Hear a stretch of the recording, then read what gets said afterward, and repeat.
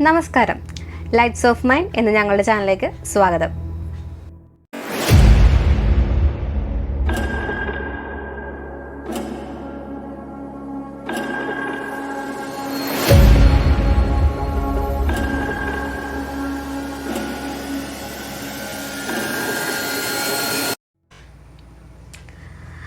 പണ്ടെങ്ങോ കേട്ടുമറന്ന ഒരു കഥയാണ്. പണ്ട് രണ്ട് വലിയ ഇല്ലങ്ങൾ തമ്മിൽ വളരെ വലിയ ശത്രുതയിലായി. പേരുകളൊന്നും ഓർമ്മയില്ലാത്തതുകൊണ്ട് തൽക്കാലം നമുക്കതിനെ വടക്കേ ഇലമെന്നും തെക്കേ ഇലമെന്നും വിളിക്കാം. വടക്കേ ഇല്ലത്തിലെ അധികാരിയായ മൂത്ത തിരുമേനിക്ക് തെക്കേ ഇല്ലത്തെ ആളുകളുടെ വളർച്ചയിലും ആളുകൾ അവർക്ക് കൊടുക്കുന്ന ബഹുമാനത്തിലും ആദരവിലും കടുത്ത അസൂയയും അത്ര തന്നെ ദേഷ്യവും ഉണ്ടായി. അങ്ങനെ തെക്കേ ഇല്ലത്തെ നശിപ്പിക്കാൻ അദ്ദേഹം കണ്ടെത്തിയ മാർഗം ചാത്തൻ സേവയായിരുന്നു. ഒടുവിൽ ചാത്തനെ സേവിച്ച് പ്രീതിപ്പെടുത്തിയ തിരുമേനി തെക്കേ ഇല്ലത്തെ മുച്ചൂട് മുടിപ്പിച്ചതിനു ശേഷം മാത്രം തിരിച്ചു വന്നാൽ മതിയെന്ന് കൽപ്പിച്ച് ചാത്തനെ പറഞ്ഞുവിട്ടു.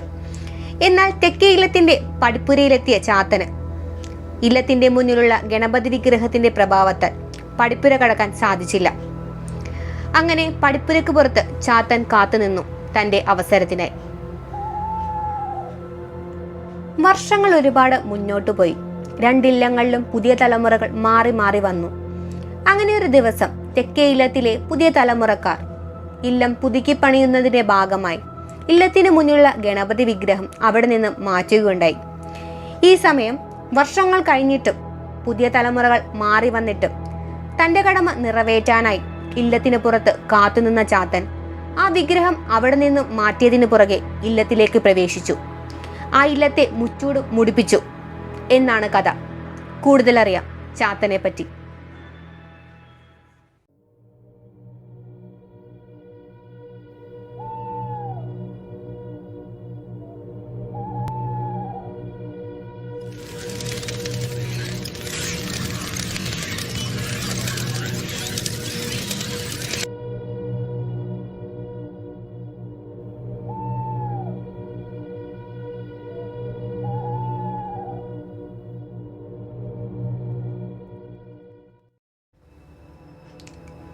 ശരിക്കും ആരാണ് ഈ ചാത്തൻ?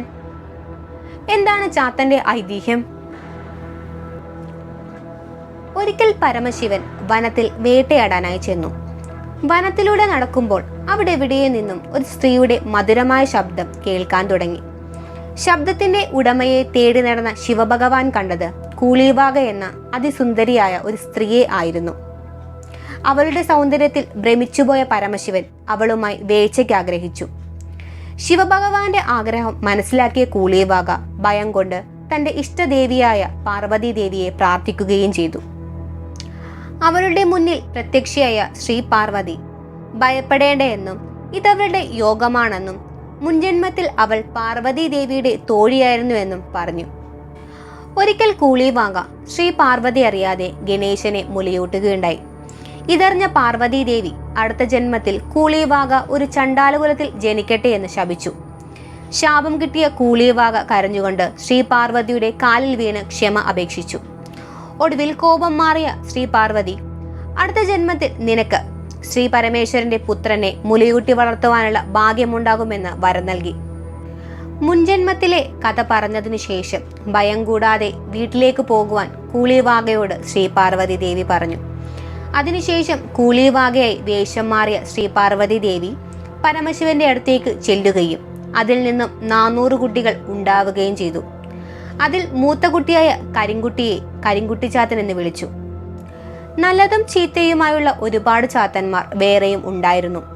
പറക്കുട്ടി, അറുകല, കറുത്തച്ഛൻ, മൂക്കൻ, കാപ്പിരിമുത്തപ്പൻ, കുരുടി, കരിങ്കണ്ണൻ എന്നിങ്ങനെ അനേകം പേർ. ഇതിൽ ഏറ്റവും ഇളയവനായ ചാത്തനാണ് വിഷ്ണുമായ. വിഷ്ണുമായ ചാത്തന്റെ സംരക്ഷണത്തിനായി ഒരു പോത്തിനെയും കരിങ്കുട്ടി ചാത്തന് ഒരു കാളയെയും കൊടുത്തു. ശ്രീ പാർവതി ദേവി 2 കുട്ടികളെയും കൂളിവാകയെ ഏൽപ്പിച്ചു. കൂളിവാകയുടെ സംരക്ഷണത്തിൽ അവർ വളർന്നു. ശിവനിൽ നിന്നും പാർവതി ദേവിയിൽ നിന്നും പല അത്ഭുത വിദ്യകളും ലഭിച്ച ചാത്തന്മാർ പലതരത്തിലുള്ള സഹായങ്ങളും അത്ഭുതങ്ങളും കാണിച്ചുകൊണ്ട് കൂളിവാകയുടെ ഗോത്രത്തിൽ വളർന്നു. അങ്ങനെ അവരുടെ 7ാം വയസ്സിൽ ഗോത്രക്കാർ നടത്തിയ ജന്മദിനാഘോഷത്തിൽ നാരദമുനി അവിടെ എത്തുകയും അവരുടെ മാതാപിതാക്കളെക്കുറിച്ചുള്ള സത്യം അവരോട് പറയുകയും ചെയ്തു.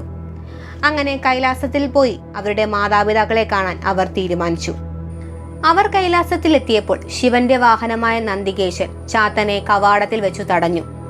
ഒടുവിൽ അകത്തേക്ക് പ്രവേശിക്കാനായി ചാത്തൻ തന്റെ മായയാൽ വിഷ്ണുവിന്റെ വേഷം ധരിച്ചു. അങ്ങനെ വിഷ്ണുവാണെന്ന് കരുതി തെറ്റിദ്ധരിച്ച ചാത്തനെ നന്ദികേശൻ തടഞ്ഞില്ല.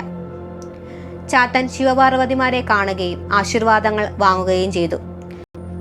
മഹാവിഷ്ണുവിന്റെ രൂപം മായയിൽ സ്വീകരിച്ചതിനാൽ മഹാദേവൻ ചാത്തന് വിഷ്ണുമായ എന്ന പേര് നൽകുകയായിരുന്നു. ഇതാണ് പുരാണത്തിൽ വിഷ്ണുമായ ചാത്തനെ പറ്റിയുള്ള കഥ.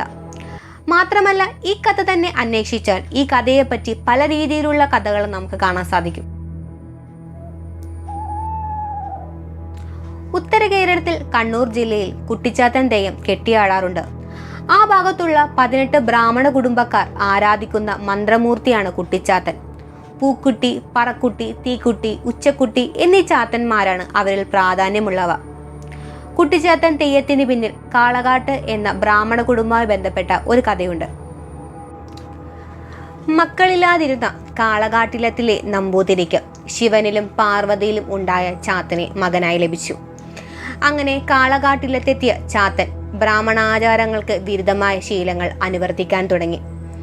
പഠിക്കാൻ അസാമാന്യ ബുദ്ധിയുണ്ടായിട്ടും ഗുരുവിനെ അനുസരിക്കാതിരുന്ന ചാത്തനെ ഗുരുനാഥൻ ശാസിക്കുകയും അടിക്കുകയും ചെയ്തു. ചാത്തൻ ഗുരുവിനെ വെട്ടിക്കൊന്ന് പഠിപ്പ് മതിയാക്കി സ്ഥലം വിട്ടു. പിന്നീട് കാളകാട്ടില്ലത്തിലെ കന്നുകാലികളെ മേയ്ക്കുന്ന ചാത്തൻ ഒരു കാളയെ അറുത്ത് ചോര കുടിച്ചു. ഇതറിഞ്ഞ നമ്പൂതിരി കോപാകുലനായി ചാത്തനെ ശിക്ഷിച്ചു. ഇത് ഇല്ലത്തെ അമ്മയുടെ ഏഷണി നിമിത്തമാണെന്ന് വിചാരിച്ച ചാത്തൻ അമ്മയുടെ മാറിലേക്ക് കല്ലെറിഞ്ഞു. ഇതോടെ രോക്ഷാകുലനായ നമ്പൂതിരി ചാത്തനെ വെട്ടിക്കൊന്നു. പക്ഷേ ചാത്തൻ ചത്തില്ല. വാശിയേറിയ നമ്പൂതിരി ബ്രാഹ്മണരെ വിളിച്ചു വരുത്തി ഹോമകുണ്ഡം തീർത്തു. എന്നിട്ട് ചാത്തനെ വീണ്ടും വെട്ടി 390 കഷ്ണങ്ങളാക്കി 21 ഹോമകുണ്ഡങ്ങളിൽ ഹോമിച്ചു. ഈ ഹോമകുണ്ഡങ്ങളിൽ നിന്നും അനേകം ചാത്തന്മാരുണ്ടായി. അഗ്നിനൃത്തം വെച്ച് ചാത്തന്മാർ കാളകാട്ടില്ലവും സമീപത്തിലെ ബ്രാഹ്മണ ഇല്ലങ്ങളും ചുട്ടുകരിച്ചു. ഉപദ്രവകാരിയായി നാട്ടിൽ നടന്ന ചാത്തനെ അടക്കാൻ കോലം കെട്ടി പൂജിക്കാൻ തീരുമാനിച്ചു. അങ്ങനെ കുട്ടിച്ചാത്തനെ തെയ്യമായി ആരാധിക്കാൻ തുടങ്ങി എന്നുമാണ് കഥ.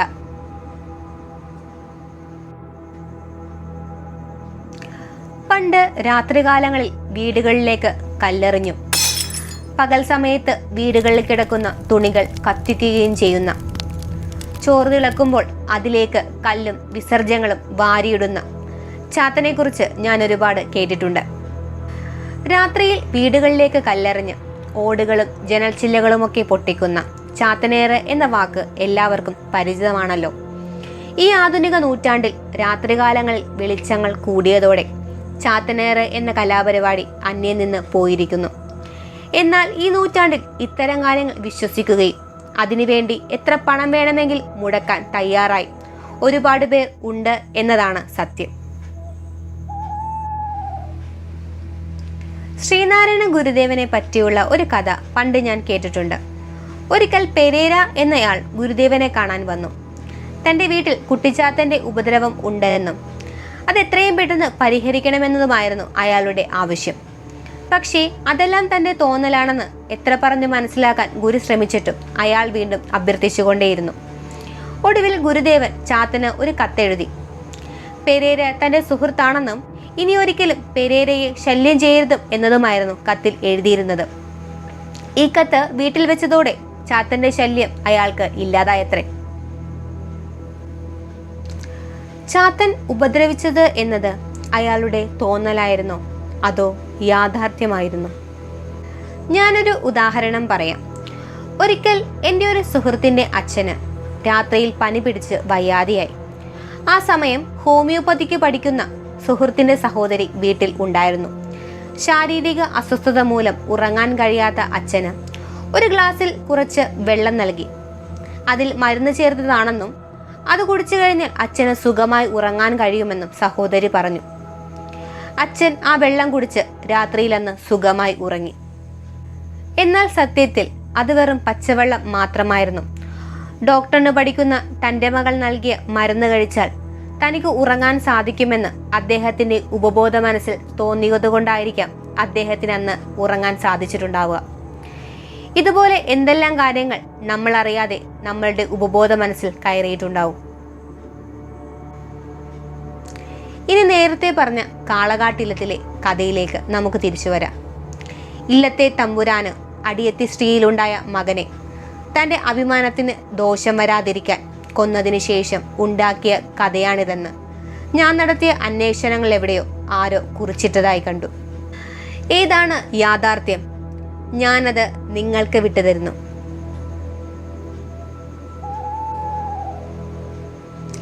ഈ വീഡിയോ ഇഷ്ടമായാൽ നിങ്ങൾ ലൈക്ക് ചെയ്യാനും ഷെയർ ചെയ്യാനും മറക്കരുത് കേട്ടോ.